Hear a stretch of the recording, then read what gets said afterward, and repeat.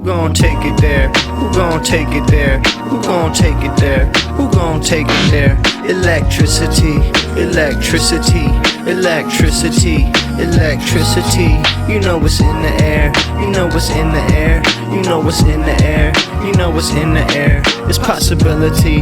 It's possibility. It's possibility. It's possibility.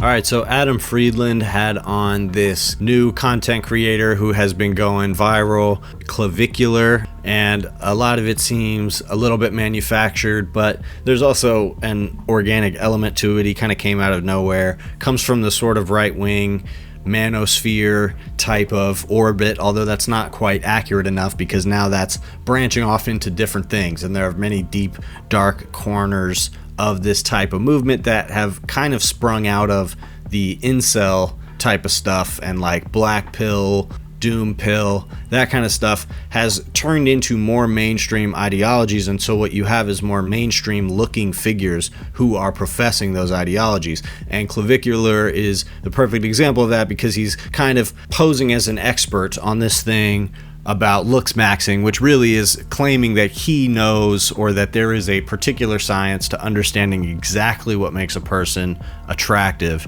and pushing himself and pushing other people to push themselves to that point to be more attractive on that objective level. And that includes things like drugs and surgeries if necessary. And he seems to skip past a lot of the diet stuff or things about exercise. It seems pretty cynical, honestly. So that's the main thing that jumps out to me about this kid, is despite the fact that he is suddenly going viral all the time, particularly on Twitter, which I think says a lot, he isn't really that charismatic. And that's kind of built into this ideology that he has, that he's developing and pretending to be sort of an expert on, is that you don't have to have a personality, you don't really have to be anything or have anything going for you as a person, as long as you maximize your attractiveness. And that's why that's the most cost-effective thing to focus on improving. So here's Adam Friedland talking to this new brand of weirdo. An interesting thing that you talk about is kind of like how economy that you were presented with at your age, the world that you were promised wasn't a better future, right? Like, how would you explain that? So essentially what I always say is, looks maxing is just another version of self-improvement. Yeah. And I'm simply stating that in terms of ascending your sexual market value, which means, how valued you are by women, how easily you're going to succeed in the dating market, it's a lot easier to improve your looks and improve your SMV by that metric than it is to overcome, certain disparities with your finances or improving your status. Because what needs to be accomplished is so much greater than people could ever imagine to have equal results, right? So it's like, let's say you ascend to making even 7 figures a year. It sounds like an incredible number, and it is. When you're a kid, you're like, that's the most money ever. True, real. I mean, especially when you live in big cities. So that's the thing, right? People get to these like insanely good milestones, and then they're expecting these results, and they're not coming. Like getting pussy, you mean? Or like? Well, the fact of the matter is, looks are valued a lot greater in these big cities with how shit the economy is. That's really not getting you as far as you think. And women are just outrageously hypergamous. What does that mean? It means that they're trying to date above their looks level to a ridiculous degree. You gotta move to New York, dude. You see some of the gargoyles with just 11s, dude. This is a different world. Well, that's because there's a lot of people in New York who are like gay guys. Yeah. I was gonna say money maxers, like finance. Not even as a whole, right? Yeah. What is true about women is they are hypergamous. They're dating above their looks level, and if they're not, if they're better looking than the guy, it can 99% of the time be attributed to either money or status. As a whole, these rules are true, and these are rules that you I don't think they're true, dude. I think you're making up fake rules. No, I don't think so. I'm telling you, dude, all my friends' girlfriends are hotter than them. Dude, are all your friends rich? Steven's roster. Steven, no, not at all. Back me up, Steven. And that's another common cope, is people just don't know how to properly rate individuals' attractiveness, because they'll score women a lot higher because it's like, they're hot.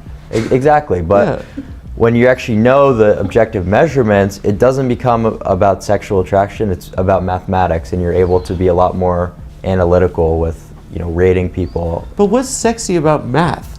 Can I ask you a question? Is it like, looks maxi a means of like avoiding, like it's called gesturing, but like just like a chatting, like, or like flirting with girls? If you're like so hot you don't have to talk to them? Yeah, it certainly makes it easier to be a dumbass. To not talk to girls. Yep.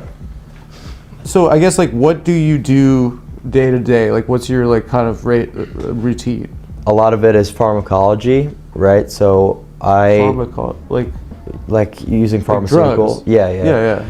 So what that would kind of look like is I don't like the endocrine system, which is like your natural testosterone production, because just in a modern society, there are so many things that are meant to disrupt this process. So my entire mentality is just don't try to fight it with doing these stupid carnivore diets and wearing like this cotton clothes. Yeah. It's like just get off the entire thing and use exogenous hormones.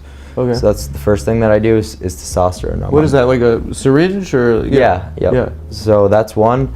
The next thing is going to be a GLP-1 agonist. What is that? So I use something similar to Ozempic called retatrutide. Okay. And that's a peptide that basically suppresses my appetite, making it difficult to eat. I don't really think about food too much, and because being lean is about 70% of what you could accomplish in terms of looks maxing. Yeah, really. What do you do for fun? Like, what's?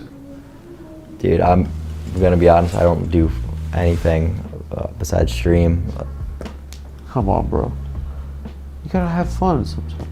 I would rather, the way I think about it is like when I'm doing anything off camera that's like an activity, I'm like, I could be streaming this getting paid right now.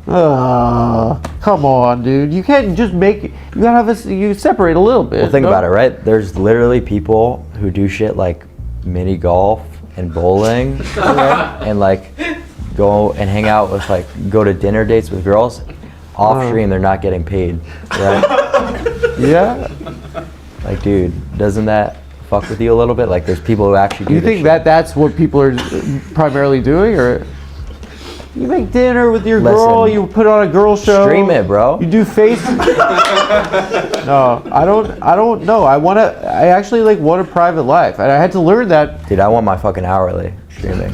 Yeah, so Adam did a decent interview with this guy. I would say it's one of the funnier examples of somebody being annoyed or put off by Adam, just slightly frustrated by his line of questioning and his habit of interrupting, because Clavicular, not only does he seem to be on stimulants, or he mentions that at some point, and he mentions casually like when someone first starts taking stimulants or something. So there seems to be some speculation about that and some unsureness about whether he's on stimulants or whether he's on meth in particular. There's some speculation about that. But even if it's Adderall or something like that, those are the kind of things that can suppress your diet, and it would also lead to the type of personality affect that he has, where he seems very bored, he seems a little irritated, and he's kind of just at that level, that sort of down focused but also a little bit dreary type of level. And that's a familiar mindset to somebody who's done drugs like Adderall, which I have. Again, I don't know if he's on that, but it does contribute to not only not having much of a personality, but not really feeling the need to. And I know there's plenty of people out there who take Adderall as prescription, and I'm not necessarily saying it affects you that way. I think a lot of people, if they don't need it, after a while, the drug can start to affect you that way. Once you're not getting as high from it anymore, it can kind of bring you to this weird down level that's a little zombie-like, and I think that's why a lot of people get off Adderall. So anyway, that's a tangent, but this guy's behavior reminds me of that. And a lot of this just seems to be about taking drugs, and he has developed this whole framework around it, and it's not just based on him. There's other people who talk about this stuff, as well as him cherry picking from whatever science.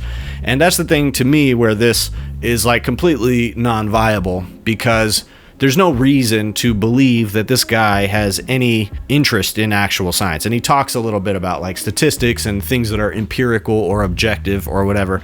But at the same time, you cannot come to any type of scientific conclusion about what is objective attractiveness. That's just like a misunderstanding of science. Somebody who is approaching it that way is obviously looking to come to certain conclusions.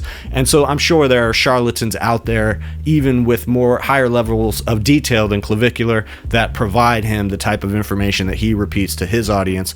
But ultimately, it's based on this concept that you can define your own personal life trajectory and worth on a mathematical set of attributes and like values to your physical attractiveness. So there is an objective nature to things like facial features and symmetry, but ultimately the reality is everybody's different. Pursuing these type of like algorithms for how to maximize anything, your wealth, your face, your personality, none of it works because life is ever changing and these things change as you go through life. So the best thing to do is kind of figure out who you are and what keeps you going, and keep focusing on those things, as well as trying to incorporate that into your actual life around you and be something that you can share with others. And that ability to share the things that interest you with other people and community is how you make friends and whatever.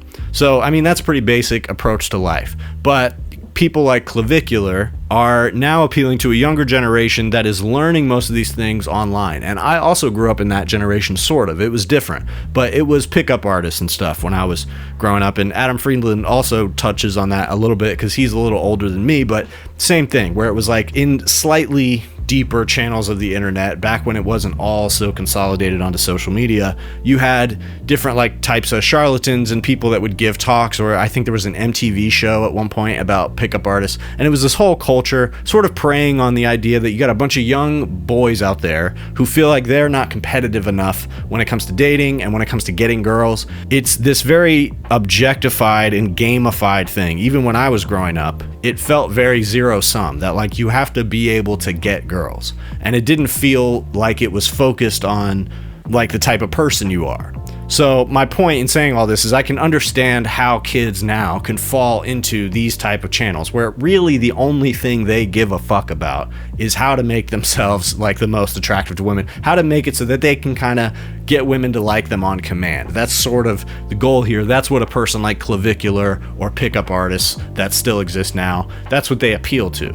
And so it's a big problem that we have to deal with, because these guys, a guy like Clavicular, there's political undertones to what he's talking about here, but he doesn't seem to want to overtly get into the politics. He doesn't want to associate himself with that necessarily, even though he associated with these guys who were doing the Heil Hitler salute. So obviously this is like Ubermensch type stuff. There's a thread of that, and this continued to be taken to its logical conclusion gets to Ubermensch territory, or things about like perfect Aryan race. You can just sort of see that that's what he's getting at here, and especially associating with people who are normalizing the Hitler stuff like Nick Fuentes. You know, it's just that's the direction this is going. He's chanting along to the Heil Hitler song. He says the N-word casually for some reason. I don't know, he's probably going to get punched in the face for that at some point, inevitably, because he goes out and does these like IRL streams, running around and doing random stuff, and he's not like trying to be the biggest, toughest guy, you know, like working out all the time and crazy muscles. Like it's more about this like weird idea of being like the perfect human, or as perfect of a human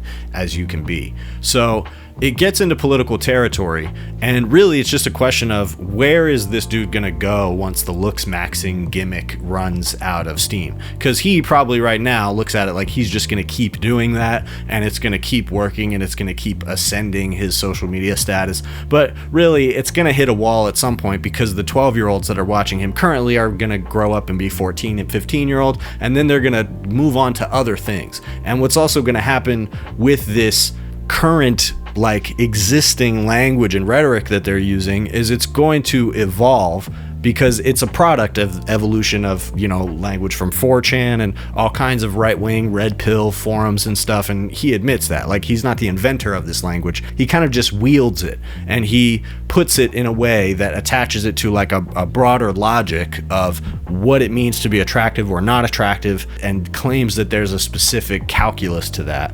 And so that language is going to change, because this is meme language and it changes with every iteration. So that's why it pops in and out of nowhere, and it's so easy to lose track of what people in these worlds are talking about, because it's just constant meme language that is like rapidly evolving. So What direction this meme language is going to evolve in, I don't know. He seems like he thinks he can take it in whatever direction he wants. I doubt it. It doesn't seem that sustainable to me. But if he chooses a path that is sustainable for him, he might be around for a long time. And so that's likely to end up being the right wing, possibly even like Nazi fascist type of path, because it's inherently reactionary. This focus on facial features, and there is an economic aspect to what he's saying as well, which Adam Friedland touches on at the beginning there, but you'll notice that he immediately pivots away from that. So Adam is trying to get him to talk about this idea that the sort of hopelessness or the lack of a vision for a future that this generation feels like they've been presented with leads to this idea that pursuing a job that is profitable for you, or a job that's fulfilling, or a job where you can actually build a life for yourself, a career, whatever it is, that is a waste of time, because you're more likely to have a good life if you just pursue looking as good as you possibly can. That's essentially the ideology here. So there's an economic angle there, but the economic angle is to ignore the economic factors of your life, certainly assuming you have the privilege to do that and you can spend money on supplements or injections or have enough time to float a career on Kick and maybe even invest some money in bot streams or whatever. And so this idea that he's appealing to people out there who feel like they have no economic promise in their future is a compelling idea. And it's also why this ideology is bound to lead in darker directions, because as people hit dead ends trying to pursue this thing about like maximizing their facial symmetry or convincing themselves that that is the standard for attractiveness or happiness, and if they don't have that, they're fucked to some degree. You might be able to do some things to make yourself more attractive, but you can't ever be as the perfect attractive person. And see, that's where this gets weird, because if you can do things other than change your facial features or take injections to make yourself more attractive, then what's the point of focusing on the facial features part? Because the focus on the facial features and the perfect calculus of how big your nose is supposed to be, that's when you're going to get into eugenics and race science. And so even if this guy hasn't arrived there yet because he's 20 years old and he doesn't really care about that, he eventually, it's inevitable that he's going to get there, because that's what he's putting focus on. And he, especially as he gets more rich, is not going to want to point at the system that is taking young people's future away from them and making it so that institutions that could help them reach the type of careers that they're trying to reach are being completely depleted of money. And careers, even in general, is probably a bizarre concept to even think about as a kid right now. Nobody even knows where their career is going. So especially if you're still in school, who has any idea? So, I mean, this type of shit is appealing, but ultimately what it appeals to people on the basis of is doing something right in front of you, being able to look right in front of you and solve some of your problem and make your life better. And so, you know, the easy answer to something like Clavicular is to remind people and to take up, you know, hopefully some of the space that these guys take up, and remind kids that like focusing on your own sense of personality is ultimately the thing that's going to make you the most attractive. This guy has like a couple years of this gimmick, and ultimately this is going to run dry. And certainly as whatever stimulants he may be on, or this weird kind of repressed ideology, it's going to start to get to him, and he's going to start to mistreat people around him. I'm certain he already does to a certain extent, and that's going to start to eat away at his life. And so if you're not able to handle your emotions because you don't accurately understand who you are as a person, because you've never explored things, you've never explored the world and the things you like, because you're too focused on like maximizing efficiency, then you're not going to really be able to cope with the realities of life and the things about your own self that might confuse you. So you just have to spend time with those things, and ultimately that's what's going to make you more interesting than a guy like this. So he's going to go away, and all of us are still going to have to figure out what to do with ourselves. So, you know, we probably shouldn't put too much stock in this type of shit, but when it comes to the kids, that's probably too much to ask. Me too close to, too much to do. The mission is too crucial. Shout it out from the rooftops until I lose vocals. Who gon' take it there? Who gon' take it there? Who gon' take it there? Who gon' take it there? Electricity, electricity, electricity, electricity.